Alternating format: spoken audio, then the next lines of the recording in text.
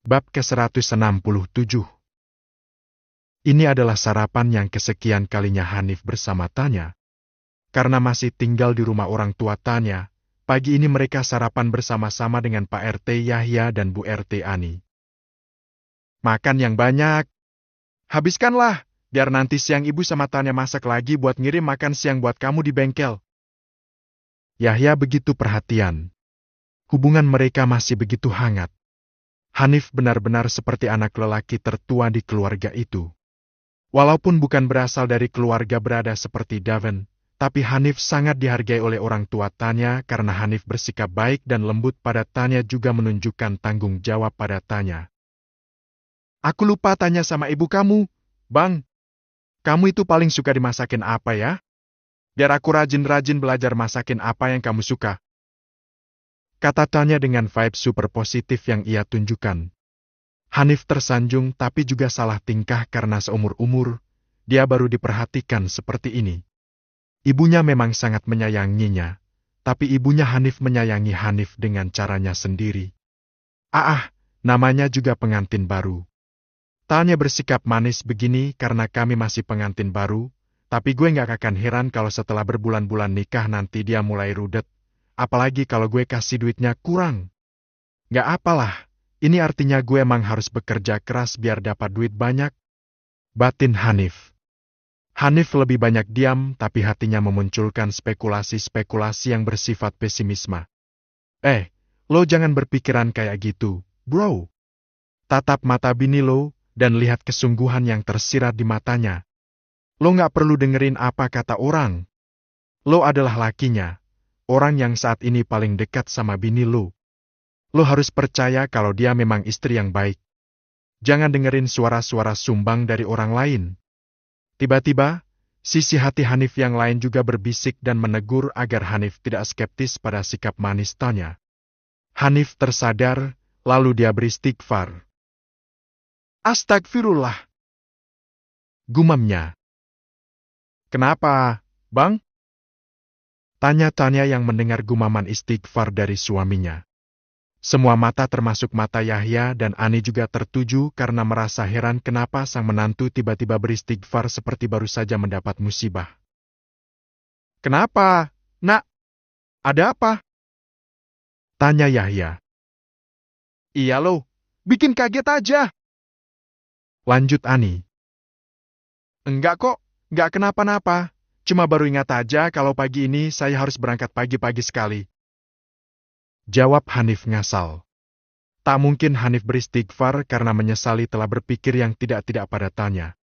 Bisa dipecat jadi menantu kalau Hanif bicara yang sesungguhnya. Ya udah cepat makannya kalau gitu. Mau tambah air minum? Tanya ikut sibuk. Gak usah, udah cukup kok. Hanif benar-benar masih sangat canggung ada di antara keluarga barunya. Tapi sungguh Hanif bersyukur karena dia sangat dihargai. Saat ini Jahran dan Sanum hidup bahagia bersama Arkana dan Ataya, Jawi dan Aira dengan Haura, Juan dan Ars dengan Nathan dan Nala, Yaris dan Mirna dengan Elva serta Neresh dan Melissa bersama Gaza dan Gazi. Walau masalah datang silih berganti, hilir mudik di kehidupan mereka, tapi mereka sudah semakin terlatih untuk menghadapi setiap masalah dengan sabar dan saling percaya satu sama lain. Tak ada lagi nafsu untuk yang lainnya. Mereka selalu menjaga api cinta di antara mereka senantiasa bergejolak tak peduli walaupun godaan dunia begitu frontal mencoba menyilaukan mereka. Tak sedikit wanita genit dan modus yang mencoba mengganggu ketenangan bahtera rumah tangga mantan anak-anak berandal itu. Tapi dengan sabar mereka menghadapi hal-hal seperti itu, berusaha keras menghindari masalah dan kesalahpahaman. Waduh, pengantin baru kelihatannya fresh amat ya. Sambut Jali pada Hanif yang baru datang. Ini memang hari pertama Hanif kembali dari hari liburnya sebagai pengantin baru. Iya, Nis. Lu mah fresh banget dah. Kayak 10 tahun lebih muda gitu. Gak kayak si Jawi, pas jadi pengantin baru dulu malah kayak orang tipus. Seru Yaris selalu saja membangun topik yang aneh-aneh. Sialan lu! Rutuk Jawi pada Yaris. Serius gue mah, kagak bohong. Iya nggak bro? Lo pada setuju kan sama asumsi gue? Tanya Yaris pada semua rekan yang sudah berdatangan ke bengkel itu. Iyain aja lah, biar lu seneng.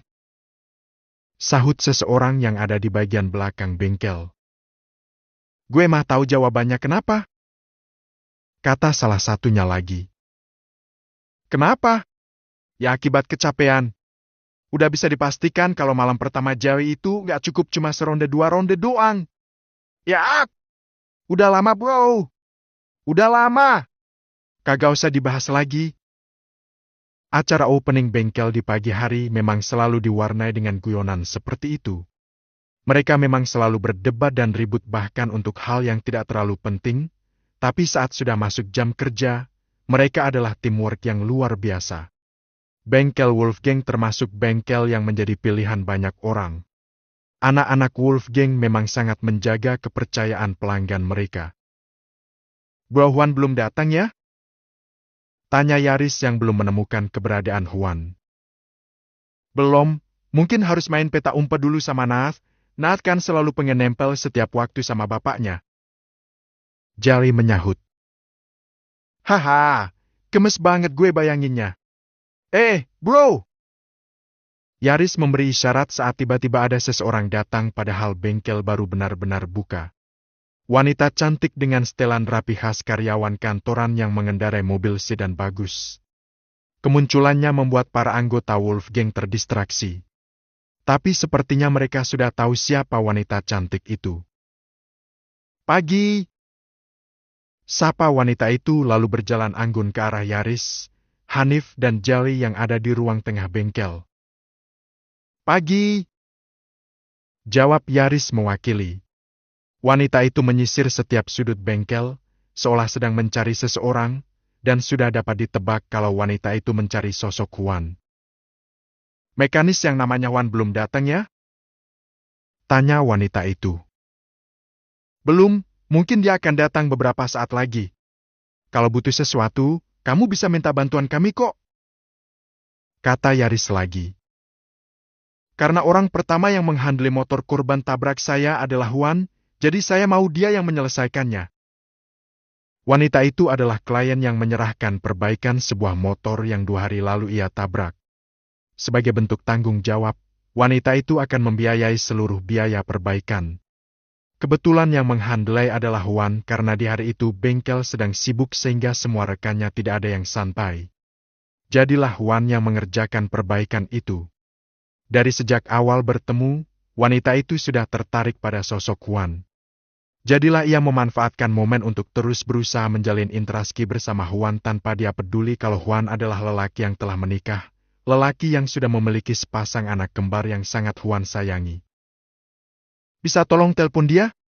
Atau saya minta nomornya aja biar saya yang hubungi dia sendiri. Ditunggu saja, Mbak. Mungkin 15 atau 30 menit lagi dia akan datang. Jali pantang menyerahkan nomor Juan pada sembarang orang, terutama pada wanita. Hah? 15 menit? 30 menit? Saya nggak akan bisa menunggu sampai selama itu. Saya juga harus segera berangkat ke kantor saya. Kalau begitu tinggalkan amanat saja, Mbak. Biar nanti kami yang sampaikan pada Juan. Usul Jali. Jali sangat tenang menghadapi wanita itu, seolah Jali bisa membaca kalau wanita itu memiliki maksud lain pada Juan. Jali tak akan membiarkan itu terjadi demi menjaga rumah tangga sahabatnya. Gak bisa, Mas. Saya harus bicara langsung sama yang bersangkutan. Tapi motor yang kemarin Mbak bawa sudah 75% kok. Mungkin hari ini sudah bisa diselesaikan. Kalau Mbaknya nggak bisa nunggu, mungkin nanti Mbaknya bisa kesini lagi setelah pulang kerja. Itu terlalu membuang-buang waktu. Saya minta nomornya saja, tolong. Wanita itu sudah standby dengan ponselnya dan siap untuk mencatat nomor Juan. Di dalam nomor tertera di benar Wolfgang, bukanlah nomor pribadi Juan. Pasti wanita itu sudah mencoba menghubungi tapi ternyata bukan Juan. Gimana, bro? Ngayal amat sih Mbaknya. Tanya Yaris pada Jawi dan Hanif. Jangan dikasih. Nomor telepon anggota yang udah married itu ilegal buat sembarangan dikasih ke orang lain. Cegah Jawi. Setuju gue, mah. Sahut Hanif dengan yakin. Kalian lagi berunding apa sih? Kalian bisa nggak sih melayani konsumen dengan baik? Sumpah ini bengkel nggak ada adab sama sekali. Masa mau minta nomor aja nggak ngasih seolah saya minta voucher gratisan? Hei, saya ini punya uang. Jangan takut saya minta gratisan. Saya pasti bayar biaya. Itu nggak ada hubungannya sama saya minta nomor rekan kalian yang bernama Huan. Pagi-pagi, mereka sudah sarapan omelan dari wanita cantik itu. Memang tidak ada hubungannya, Mbak. Tapi kalau Mbak minta nomor pribadi, kami sangat mempertimbangkannya. Untuk keluhan dan konfirmasi, Mbak bisa hubungi nomor yang tertera di sana. Kata Jari, dia masih bersikap tenang lalu menunjukkan nomor yang tertera di benar besar yang menempel di dinding bengkel. Gak usah pada munafik deh kalian. Sok banget. Sumpah. Ini adalah kali pertama saya nggak dihargai. Kalian nggak tahu siapa saya. Wimin, serba salah banget menghadapi Wimin kayak gini. Itulah kira-kira isi kepala Yaris, Jali dan Hanif saat ini. Kami emang nggak tahu siapa Mbak. Dan kami nggak membeda-bedakan pelanggan, pelayanan kami sama untuk setiap orang. Dan soal nomor pribadi milik salah satu anggota di sini, kami nggak akan membagikannya secara gegabah ke orang asing tanpa seizin yang punya nomor. Begitulah maksud kami, Mbak. Hah, baru kali ini aku diperlakukan kayak gini. Sok jual mahal banget sih mereka. Bikin aku terpojok aja. Batin wanita itu.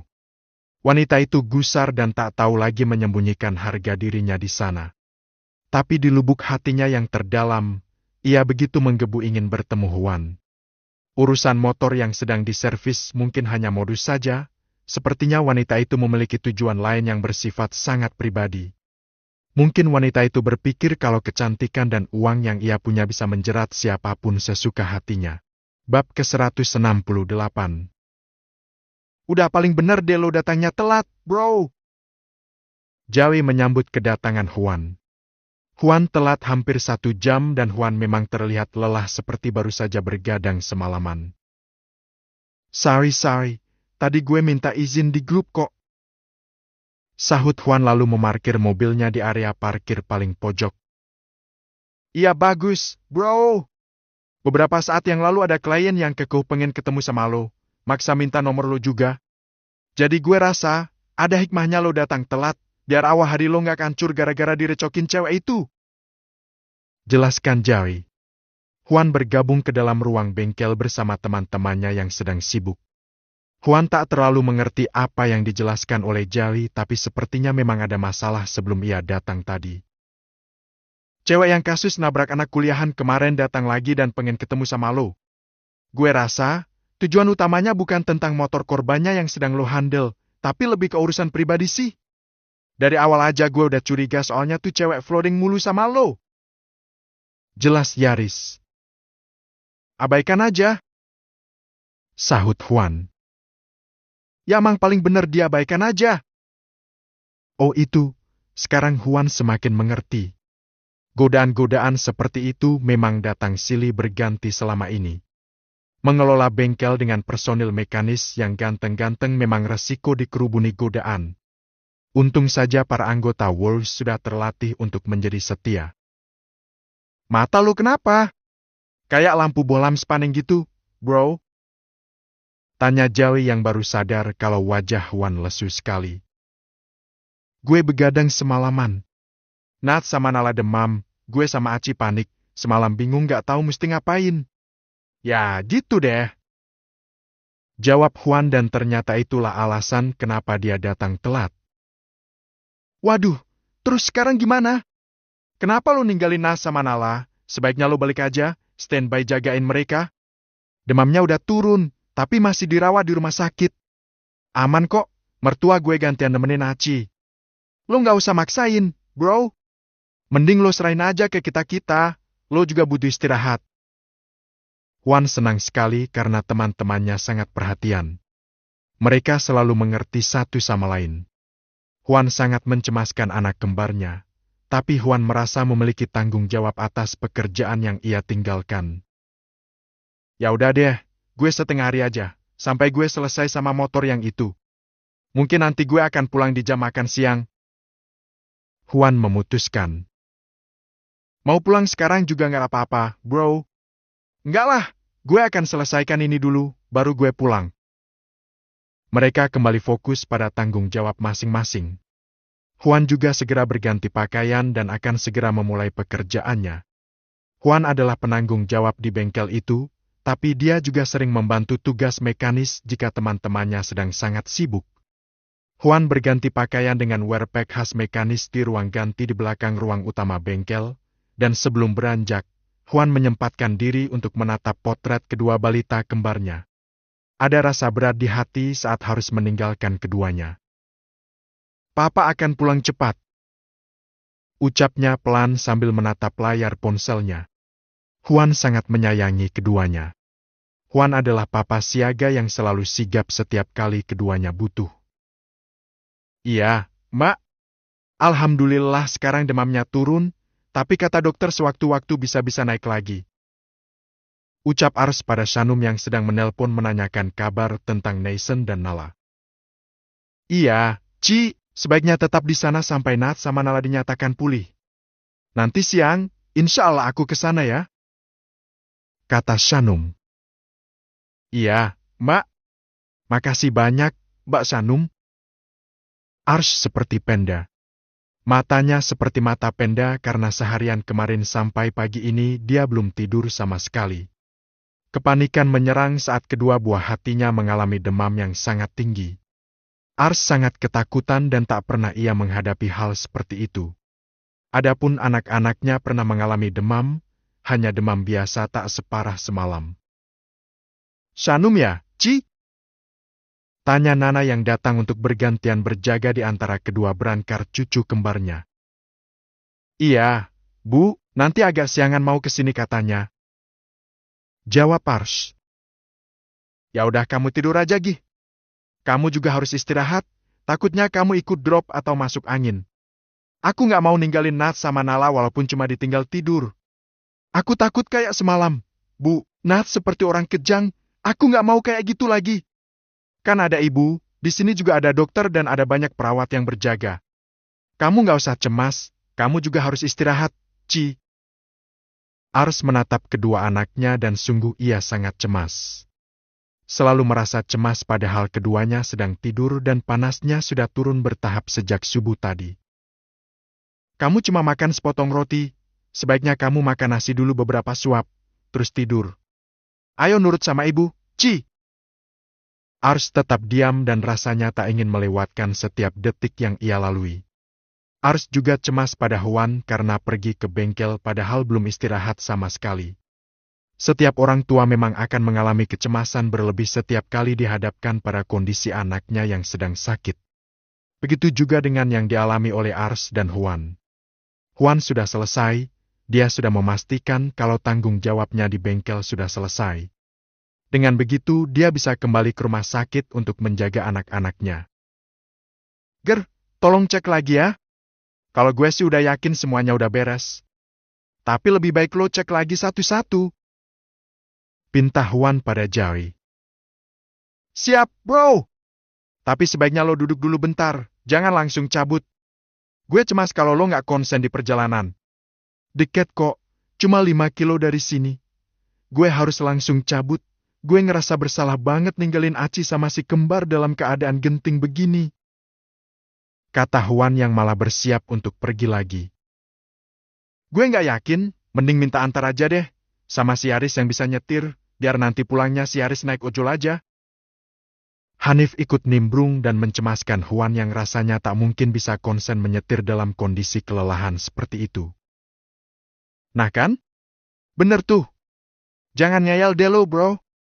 Biar si Aris yang bawa mobil lo. Kata Joey seperti kakak yang menasehati adiknya. Juan terharu sekali, dia sangat tersentuh dengan perhatian teman-temannya, mana mungkin Juan menolak perhatian itu.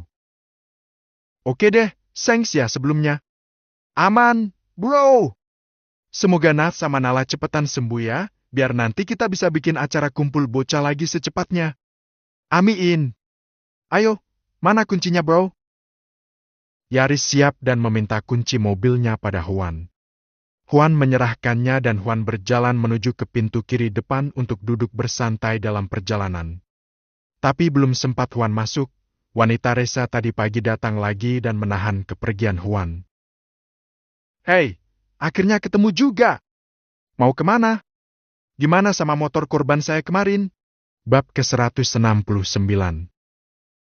"Udah saya selesaikan.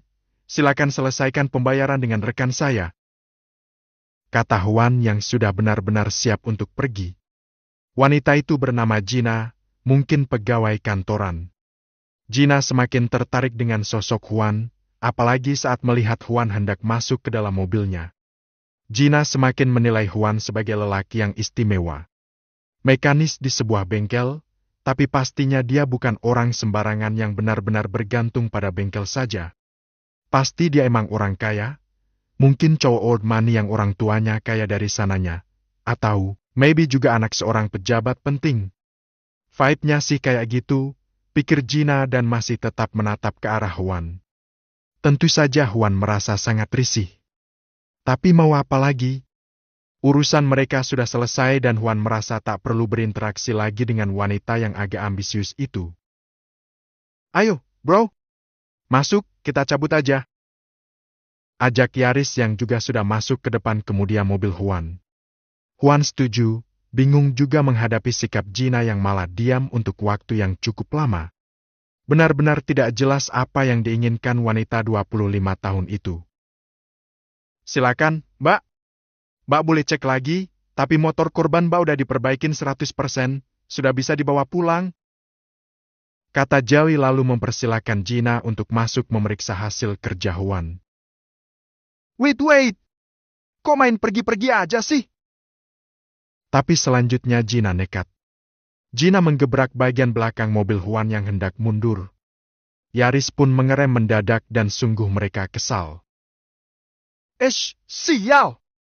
Tuh cewek gaje banget sumpah. Tadi pagi aja udah ngomel-ngomel gak jelas. Sekarang maunya apa lagi sih? Gerutu Yaris kesal. "Gue juga kesel, kenapa harus kenapa lagi klien modelan begini?" Gerutu Juan juga. Juan sudah duduk nyaman di seatnya dan rasanya enggan sekali untuk turun dari mobil. Mbak, apa-apaan sih pakai gebrak mobil sembarangan? Masalahnya apa lagi? Motor mbaknya udah selesai, silakan dicek lagi. Atau hubungi korban mbak, suruh dia datang ke sini dan periksa sendiri sama korbannya, pasti lebih tahu masalah mesin motor daripada mbak sendiri, kata Yaris yang kesal sambil menurunkan kaca mobil lebar-lebar. Emang ini mobil situ? Bukan kan? Sewot amat. Yang punya mobil aja nggak protes apa-apa, sahut Gina semakin mencoreng citranya sendiri. Terus masalahnya apa? Kami sudah menyelesaikan pekerjaan kami.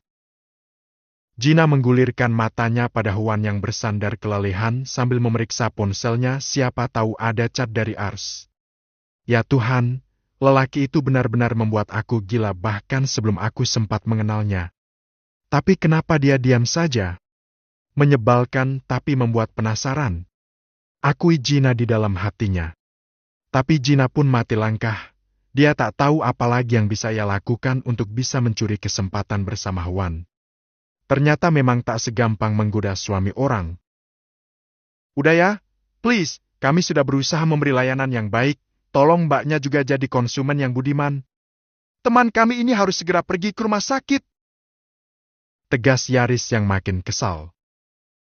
Dia sakit? Sakit kenapa? Tanya Gina berubah sok perhatian. Anak-anaknya yang sakit. Permisi ya, kata Yaris lalu melanjutkan perjalanan. Yaris memundurkan mobilnya dan bersiap untuk pergi sebelum Gina mengacau lagi. Gina tertegun. Ternyata Juan memang lelaki yang sudah menikah. Juan adalah seorang bapak yang ditunggu oleh anak-anaknya. Sial! Rutuknya di dalam hati. Terpaksa Gina harus menahan diri. Terlalu kentara kalau Gina tiba-tiba pergi lagi dan mengikuti mobilnya Juan. Walaupun Gina memiliki hati menggebu, tapi dia tak ingin dipandang sebagai wanita yang obsesif. Derita cowok cakep, udah punya ekor aja masih diintilin sama cewek freak yang kepedean. Ternyata jadi cowok spek standar kayak gue ada hikmahnya juga ya. Jadi nggak usah repot-repot nangkal godaan luar biasa kayak yang selalu dialami sama si Huan sama si Zeh. Celoteh Jawi sambil tersenyum bangga. Dia bangga jadi lelaki biasa-biasa saja yang tidak dikejar-kejar oleh wanita penggoda. Tapi lain cerita kalau duit lo banyak, ger. Masih ada kemungkinan dikerubuni lalat-lalat pelakor. Haha. Sahut Hanif. Jangan dah. Segini aja udah cukup gue mah. Bisa nyari duit, pulang disambut sama bini sama anak, udah lebih dari cukup. Baguslah, pikiran lo dewasa banget, salut gue. Jangan cuma salut, dicontoh juga dong. Asya bro senior. Sepeninggal Huan dan Yaris, Jawi dan Hanif berbincang dengan kesibukan mereka masing-masing, sampai lupa kalau Gina masih ada di sana. Coba saya lihat motor kurban saya, kata Gina menyela obrolan Jawi dan Hanif. Silakan sebelah sini, Mbak. Ada baiknya, Mbak juga menghubungi korban Mbaknya biar bisa langsung dibawa pulang. Kata Jawi kembali jadi pegawai bengkel yang ramah agar tidak mengurangi rasa percaya konsumen. Iya, saya mau telepon dia sekarang. Jawabnya ketus. Gina juga kesal karena tak ada satupun yang merasa tertarik dengan sosoknya. Bahkan montir-montir jelek ini saja tak ada yang mencoba flooring padaku. Emang aku sejelek itu? Beda banget sama pas lagi mampir ke klub malam, semua mata lelaki menatap mengagumi kecantikanku. Kok orang-orang di bengkel ini biasa aja sih? Begitulah pikir Gina. Gina tak tahu kalau anak-anak The Wolves tak bisa disamakan dengan para pria yang ada di klub malam. Mereka sudah terlatih dan memiliki cita-cita yang sama yakni menjelang kehidupan pernikahan yang sakinah sampai ke jannah seperti yang dipelopori oleh ketua geng mereka, Jahran bersama istri cantiknya yang bernama Sanum Atabina. Firasatku nggak enak banget, apa ada masalah di bengkel? Sambut Ars saat Huan datang. Huan tak tahu harus jawab apa, yang pasti dia ingin segera memeluk kedua buah hatinya. Gimana sekarang? Apa demamnya masih naik turun? Tanya Huan. Ars tak ingin merusak suasana, dia pun melanjutkan pertanyaannya tadi. Mungkin itu hanya firasat saja. Tidak berarti apa-apa. Masih naik turun sih, dan kalau jam segini panasnya masih aman, entah kalau nanti malam. Jawab Ars selalu mengikuti langkah Huan yang berdiri di antara kedua ranjang Nason dan Nala. Karena sejak dalam kandungan mereka sudah berbagi ruang di dalam kantung rahim ibunya, saat sudah ada di dunia pun mereka selalu kompak, saat yang satu sakit maka yang lainnya akan ikut sakit. Hasil tesnya belum keluar? Belum, Bang. Hasil tes urine sama sampel darah yang semalam belum ada hasilnya, mungkin sebentar lagi. Jawab Ars. Mereka berdua berdiri dengan rasa cemas yang sama. Menghadapi kondisi anak yang sedang sakit memang membuat hati orang tua manapun merasa sangat khawatir, begitu pula yang dirasakan oleh pasangan muda itu saat ini. Tiada kata lelah, mereka akan selalu menjaga Nason dan Nala bersama-sama. Bab ke-170. Semua orang di dalam kisah ini sudah menemukan bahagia mereka masing-masing, dengan jalan dan cara yang berbeda-beda. Bahkan, para orang tua juga kembali menemukan kepingan yang hilang dari hidup mereka. Menemukan cinta sejati bukan kisah milik anak muda saja, para orang tua juga menemukan kembali cinta sejati mereka setelah kehilangan di pernikahan mereka. Mama Airin dan Papa Ilham sudah lebih dulu memulainya. Setelah puas saling menyakiti dan saling balas pengkhianatan satu sama lain, mereka pada akhirnya memutuskan untuk memugar kembali bahtera yang telah rusak berkat contoh baik yang ditunjukkan oleh Zahran dan Sanum. Mama Airin dan Papa Ilham malu karena tidak memberikan contoh baik tapi malah sebaliknya, seiring berjalannya waktu. Hati kedua orang tua Zahran terketuk ketika menyadari kalau mereka memiliki menantu sebaik Sanum. Pastinya Mama Airin dan Papa Ilham sadar, walaupun pernikahan mereka telah hancur, tapi tak yang tidak mungkin bagi Allah jika memang mereka berniat kembali untuk memperbaikinya menjadi lebih baik lagi. Bahkan, di pernikahan kedua Mama Airin dan Papa Ilham, mereka seolah mendapatkan kebahagiaan yang tiada putus-putusnya. Mendapati Zahran yang berandal menjadi seorang pria sejati, mendapatkan menantu sempurna seperti Shanum dan yang pastinya mendapatkan sepasang cucu yang benar-benar melengkapi hari tua mereka. Kedua orang tua Zahran setelah bertemu Shanum adalah definisi kehidupan masa tua yang sempurna. Selain kisah Mama Airin dan Papa Ilham, ada juga kisah yang tak kalah menarik dari kisah Ibu Nana dan Papi Arsen. Ibunya Ars yang telah menjanda selama bertahun-tahun dengan papinya Melisa juga ayah biologisnya Shanum yang juga sama-sama telah menduda selama bertahun-tahun. Walaupun sudah tidak muda lagi, tapi mereka juga berhak untuk jatuh cinta di kesempatan kedua. Apalagi mereka juga sama-sama ditinggalkan oleh pasangan mereka masing-masing untuk selama-lamanya. Pertemuan Nana dan Arsen adalah pertemuan tak terduga ala-ala drama di TV. Arsen menemukan Nana terluka di pinggir jalan dan dengan sigap dia menolong dengan jiwa kestarianya. Di pertemuan awal itu, Nana merasa sangat segan tapi tidak dengan Arsen. Pertemuan pertama adalah awal yang membuat ia langsung jatuh hati pada ibu dua anak itu. Kisah Nana dan Arsen berjalan sangat mulus. Tak ada tentangan, tak ada ganjalan. Justru anak-anak mereka mendukung hubungan mereka sampai mereka pun sepakat untuk membangun rumah tangga bersama-sama demi menjaga satu sama lain dan menjaga anak-anak serta cucu-cucu mereka agar terjaga dalam sebuah keluarga yang utuh. Sayangnya tidak dengan Yayuk. Yayuk ibu angkatnya Shanum. Yayuk tidak berpikir untuk mencari pengganti Dharma. Yayuk menikmati kesendirian dan kerinduan terhadap lelaki baik yang telah hidup bersama selama puluhan tahun dengannya dan terpisah karena maut. Beberapa tahun yang lalu, Dharma mengalami pecah pembuluh darah saat berada di kamar mandi dan meninggal saat mendapatkan tindakan dari tim dokter. Sayang sekali nyawanya tak tertolong dan Dharma telah meninggalkan banyak kenangan untuk orang-orang yang menyayanginya. Yayuk terpukul, begitu juga dengan Shanum. Walaupun bukan bapak kandung, tapi hubungan Shanum dan Dharma sangat erat layaknya hubungan bapak dan anak kandung. Kehilangan Dharma adalah salah satu kehilangan terbesar bagi Shanum. Dan kisah para orang tua berjalan selaras dengan kisah para anak muda. Bermula dari Zahran dan Shanum, bersama Arkana dan Ataya. Lalu disusul dengan Jari dan Aira bersama gadis kecil mereka, Haura. Tak lupa dengan kisah rumit berakhir indah milik Huan dan Ars yang semakin lengkap dengan kelahiran si kembar Nesen dan Nala. Setelah itu, Yaris menyusul bersama pujaan hatinya, Mirna.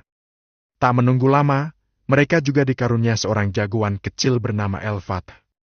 Dan yang paling baru menyusul adalah Hanif dengan anak Pak RT yang sebelumnya adalah Taksek yang selalu iri dengki pada kehidupan Shanum. Tapi itu semua tak berlangsung terus-menerus. Setelah merasakan ketulusan Hanif, Tanya pun berubah drastis dan bersahabat dengan Shanum dan kawan-kawan. Tidak lupa juga dengan kisah kebersamaan Melisa dan Neresh. Mereka menginspirasi banyak orang dengan kesabaran yang mereka jaga bersama-sama. Mereka harus menunggu selama bertahun-tahun sampai akhirnya mereka mendapatkan keturunan. Dan setelah Gaza dan Gazi lahir, hidup mereka juga semakin dan semakin sempurna. Lengkap sudah. Semua orang telah menemukan kebahagiaan mereka. Tidak ada yang berkhianat, tidak ada yang tergoda oleh pelakor. Mereka semua bersama-sama saling menguatkan dan saling mengingatkan. Tahun-tahun berjalan, para anggota The Wolves yang lain pun satu persatu menyusul membangun rumah tangga mereka masing-masing didukung dengan doa dari anggota lainnya. Tak lupa, Zahran selalu jadi sponsor utama setiap kali anggotanya ada yang berniat untuk membawa kekasih mereka ke pelaminan. Zahran selalu menjadi penyokong dana bagi siapapun yang ingin menikah tapi cemas dengan biaya pernikahan. Zahran sama sekali tak membeda-bedakan di antara temannya yang satu dengan yang lainnya. Selain peran utama yang mendapatkan kebahagiaan sejati mereka, tak lupa ada beberapa peran yang hampir terlupakan karena kisah mereka tak pernah diselesaikan. Ada Alexa yang dulunya adalah teman dekat Melisa. Alexa adalah definisi kompor yang selalu mencoba memanaskan hati Melisa lalu setelahnya ia berusaha memanfaatkan keadaan. Saat ini, Alexa juga telah berusaha keras untuk melupakan obsesinya terhadap Zahran. Mungkin ia lelah, ia pun berusaha lagi dan merelakan Zahran untuk Shanum. Sekeras apapun ia berusaha, ia tetap tak akan berhasil menggeser tahta Shanum sebagai ratu di hati Zahran. Jangankah Alexa, Wanita penggoda dari berbagai kalangan pun silih berganti menemui kegagalan saat berusaha menjadi duri di pernikahan Shanum dan Zahran. Setelah para anggota The Wolves Senior sudah jauh mengarungi kehidupan pernikahan, Alexa baru memutuskan untuk menikah dengan teman prianya yang merupakan seorang atlet profesional. Walaupun pernah kelas, tapi Alexa tetap mengundang Melissa dan juga para anggota The Wolves untuk hadir ke acara pernikahannya. Selain Alexa, ada satu duri juga yang terpantau pernah berusaha memisahkan Juan dan Ars dengan memanfaatkan kedekatannya dengan orang tua Juan. Anna. Ya, Anna. Anna yang pernah merasa jauh lebih baik dari Ars. Dengan penuh percaya diri, Anna maju sebagai kandidat kuat yang akan menjadi calon istri Juan, tapi dia gagal di langkah pertama. Usahanya sia-sia karena dia kalah telak dan Ars sudah terlanjur menguasai sesisi hati Juan. Bagaimana kabar Anna sekarang? Anna juga memutuskan untuk move on dan menikah saat usia si kembar Nathan dan Nala sudah 5 tahun. 5 tahun pula Anna mempertahankan perasaannya pada Juan sampai akhirnya dia memutuskan untuk move on dan menambatkan hatinya pada lelaki lain. Kisah para orang tua dan para peran utama sudah selesai, dan saat tahun berganti tahun, kini giliran Arkana dan adik-adiknya yang mengambil alih kisah Sakinah sampai ke Jannah ini. Season 3 dimulai. Arkana Arayan sekarang sudah tumbuh besar.